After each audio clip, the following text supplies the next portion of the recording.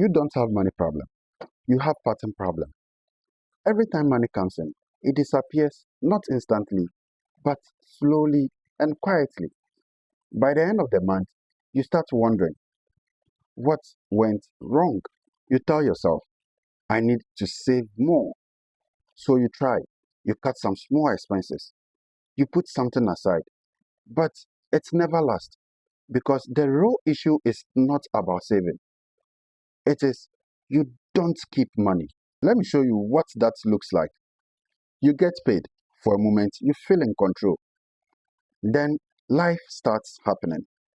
Small things, food upgrades, transport, random spending that doesn't look much until it adds up. And now the money is gone again. And this is where most people get it completely wrong. They think the solution is earn more. No.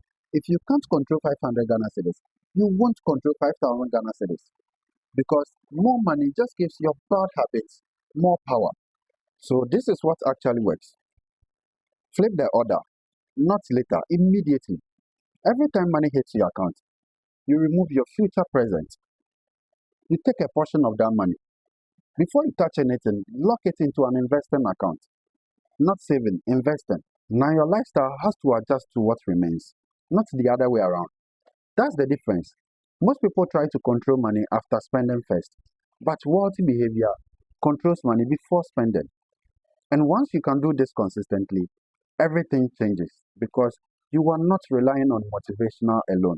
Now you are operating on structure. And structure is what builds wealth, not feelings, not intentions, not knowledge. So don't ask, how do I save more? Ask, why does money keep leaving me? Fix that, and investing will start working for you perfectly.